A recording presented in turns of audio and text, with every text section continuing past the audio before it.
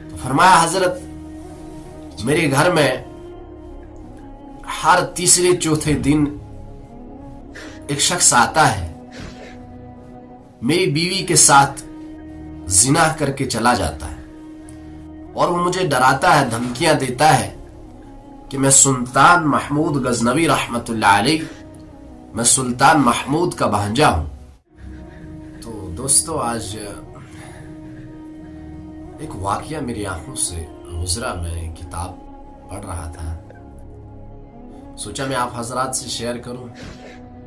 ضروری ہے کہ اگر کسی کو فائدہ ہوگا تو بہتر ہے، اسی نیت سے میں ہر بار آپ حضرات کے سامنے آتا ہوں۔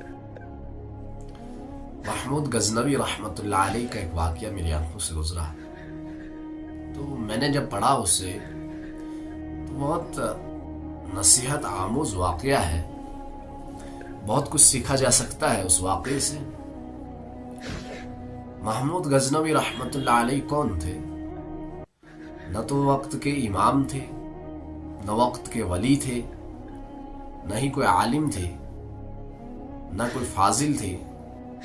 تاریخ گواہ ہے ان کے بارے میں۔ ان سب چیزوں میں سے جتنی میں نے آپ حضرات کے سامنے چیزیں بتائی، جو نام میں نے لیے ہیں، کچھ بھی نہیں تھے۔ لیکن میں نے جو واقعہ پڑھا بہت ہی زبردست اور سبق آموز واقعہ ہے کہ اگر انسان سیکھنا چاہے گا تو بہت کچھ سیکھ سکتا ہے۔ محمود غزنوی رحمت اللہ علیہ کے بارے میں آتا ہے کہ دنیا کے 4 بڑے فاتح میں ان کا نام آتا ہے،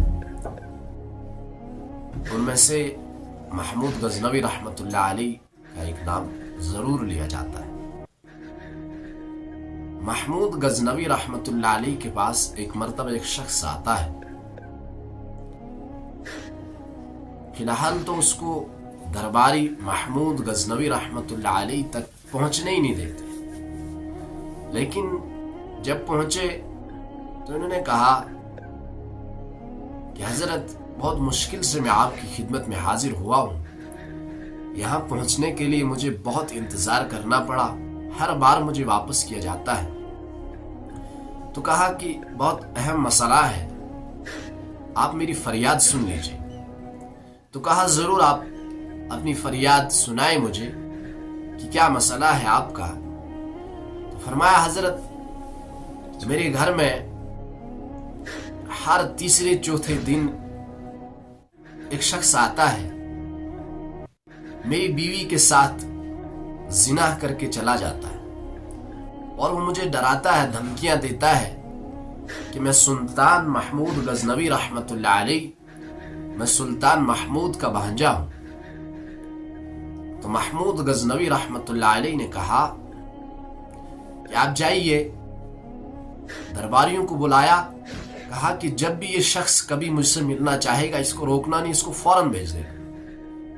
محمود غزنوی رحمت اللہ علیہ نے ان سے یہ کہا کہ جب وہ شخص آئے گا، آپ نے بغیر کسی کو اطلاع کیے بغیر میرے پاس پہنچنا ہے، مجھے بتانا ہے جس بھی وقت وہ آئے۔ تو وہ شخص واپس چلا گیا۔ ایک رات وہ شخص واپس آیا، جیسے ہی ان کے گھر کے اندر وہ داخل ہوا تو وہ فوراً آ کے محمود غزنوی رحمت اللہ علیہ کی خدمت میں حاضر ہوئے، کہا حضرت وہ شخص آ چکا ہے۔ تو محمود غزنوی رحمت اللہ علیہ نے تلوار اٹھائی اور ان کے گھر کی طرف جب نکلے تو نکلنے سے پہلے جیسے ہی پہنچے تو انہوں نے چراغ بجھا دیا، اور چراغ بجھا کر جب انہوں نے پہلا وار کیا تو اس کی گردن اڑا دی، اور پھر انہوں نے اس شخص سے کہا کہ مجھے پانی دے دو۔ جیسے ہی پانی پیا، کہا آپ چراغ جلاؤ، انہوں نے چراغ جلایا۔ تو جب محمود غزنوی رحمت اللہ علیہ کو نظر پڑی، انہوں نے کہا الحمدللہ رب العالمین۔ تو یہ شخص کہنے لگا کہ حضرت میں کچھ چیزیں سمجھنا چاہتا ہوں، یہ کیا تھا جو کہ مجھے سمجھ نہیں آئی۔ تو محمود غزنوی رحمت اللہ علیہ نے فرمایا کہ میں نے چراغ اس لیے بجھایا کہ اگر یہ میرے خاندان کا ہوا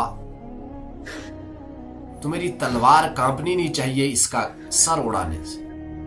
دوسری بات، اسی لیے میں نے الحمدللہ پڑھا اور کہا حضرت آپ نے چراغ تو بجھایا، یہ سب ہو گیا، لیکن آپ نے مجھے فوراً ہی پانی مانگا.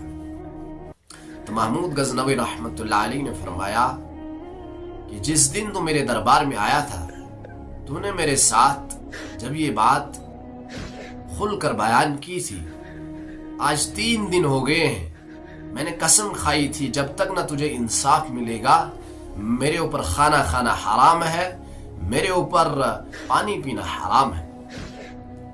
تو دوستو، یہ تھے حکمران، یہ تھی اسلام کی تاریخ. تو ہمیں بھی چاہیے کہ اپنی رعایا کے ساتھ ظلم نہ کریں، اپنے ماتحتوں کے ساتھ ظلم نہ کریں، اور خصوصاً اس سے پیغام آج کے دور کے حکمرانوں کو ملتا ہے کہ ہمیں چاہیے کہ ہم انصاف سے کام کریں. کئی سال بعد بھی محمود غزنوی رحمت اللہ علیہ کی قبر جب پھٹی تو دیکھا ویسے بالکل قبلے کی طرف ان کا چہرہ فٹ تھا، اور کیا کہتے ہیں کہ فرمایا ان کا کفن بھی ابھی میلا نہیں ہوا تھا، اور ان کا ہاتھ، دایاں ہاتھ، جب اس کو ہاتھ لگایا گیا تو نرم، بالکل خم کی طرح وہ نرم تھا. قبر نے ان کے ساتھ کوئی بھی تنگی، کوئی بھی مشکلات پیش آنے نہیں دی. یہ تھے ہمارے حکمران. تو ہمیں چاہیے کہ ہم جب بھی کچھ کام کریں انصاف سے کریں، جب بھی کسی سے کوئی تعلق ہو اس تعلق کو انصاف پر قائم رکھے. اللہ کرے کہ ہمیں بھی انصاف کے ساتھ کام کرنے کی توفیق عطا فرمائے.